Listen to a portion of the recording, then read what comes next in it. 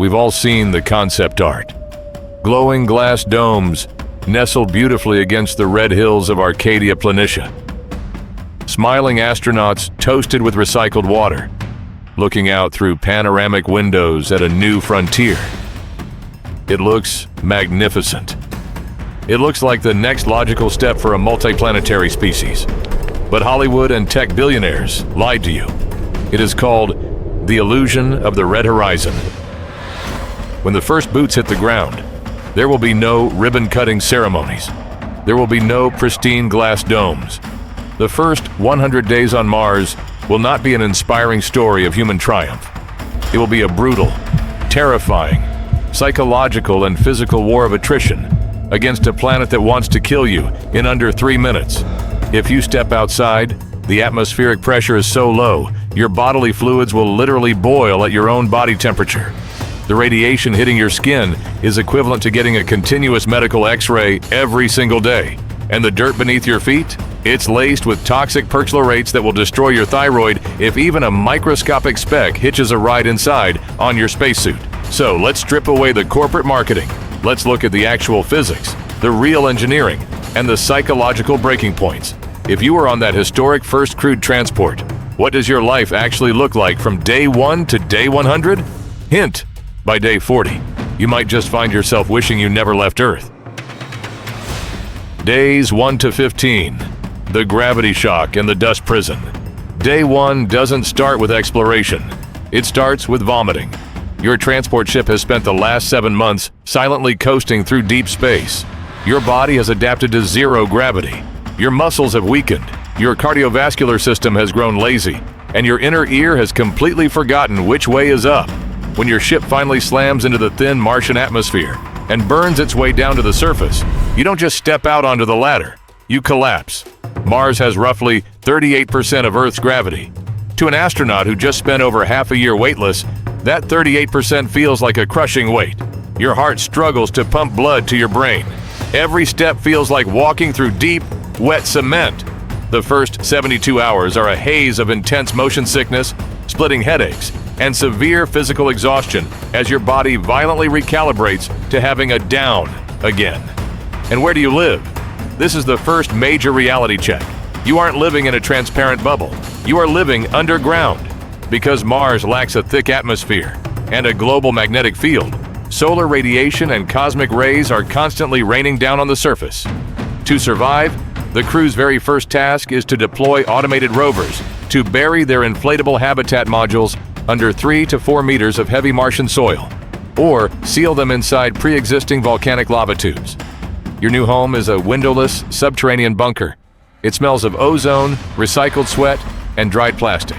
The acoustic environment is a maddening, non-stop drone of air scrubbers, water recycling pumps, and cooling fans. If those fans stop, carbon dioxide pockets will form around your head while you sleep, and you will suffocate in your own breath. By day 10, the sheer claustrophobia sets in. You look up, and instead of the sky, you see a ceiling of cold, gray basalt rock.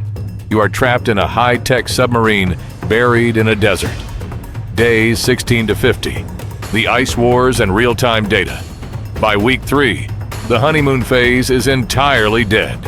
The mission enters its most dangerous phase, the battle for resources.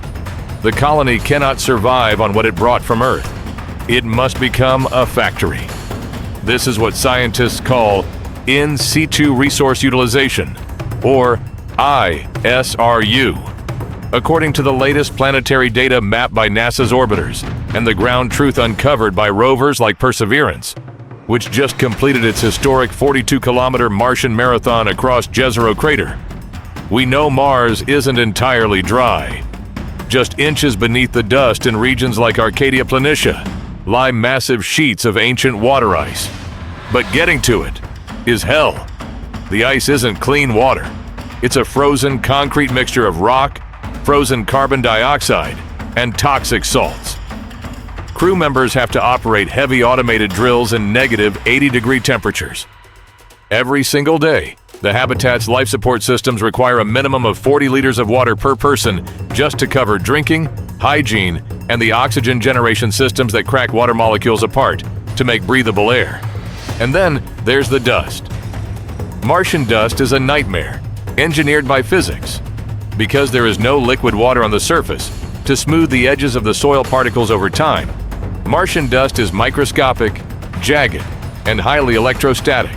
It sticks to everything.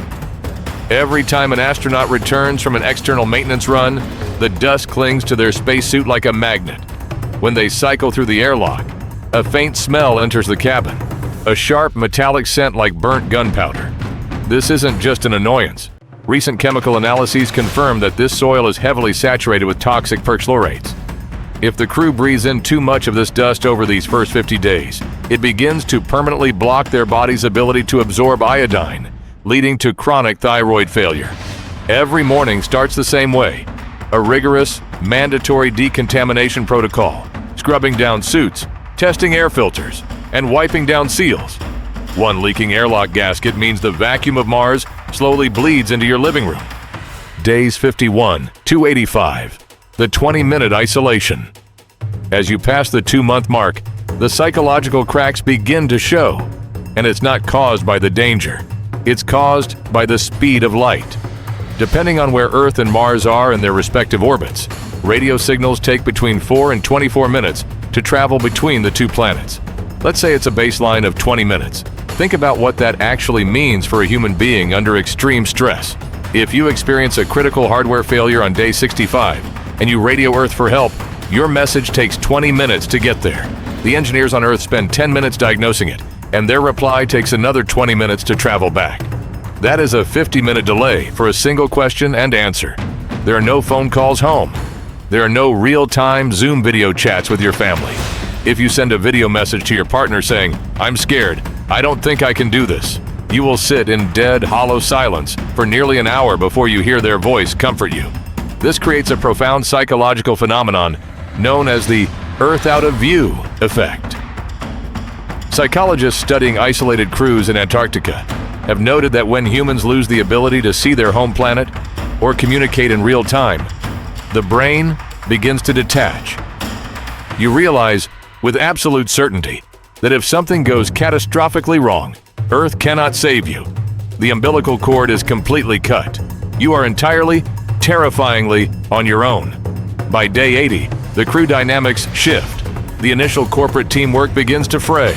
Small annoyances, the way a crewmate chews their synthetic protein paste, the sound of someone's nervous habit, the slight smell of unwashed bodies due to water rationing, become flashing red triggers for conflict. The commander's primary job stops being science and becomes keeping 6 heavily stressed, isolated human beings from snapping at one another. Day 100 and the tomorrow metric. And then, day 100 arrives. You wake up to the same hum of the air scrubbers. You eat the same rehydrated shelf-stable food. You put on the same heavily repaired boots. You step into the airlock, cycle through, and look out over the horizon. You've survived the critical window. The water extraction factory is operational. The radiation shields are holding. The toxic dust hasn't breached the inner halves. You look up at the sky, and you witness something that no human being in the first 200,000 years of our history ever saw. A Martian sunset. A pale blue sun dipping below a rust-red world. In that moment, you realize that humanity is no longer just a species that looks up at the stars. We are a species that lives among them. The first 100 days didn't break you. They forged you into something entirely new. A Martian. Would you survive the first 100 days?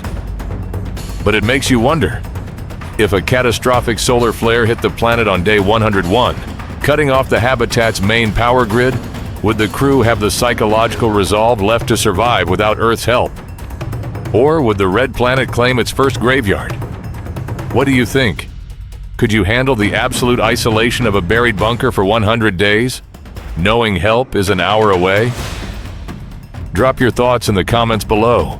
I want to see who among you would actually sign up for this mission. If you loved this deep dive into the raw reality of space civilization, smash that like button, hit subscribe, and turn on notifications. We explore the universe's most extreme frontiers every week, And you won't want to miss our next episode on what happens when the first generation of children are born on a low-gravity world. Until next time, keep your eyes on the horizon.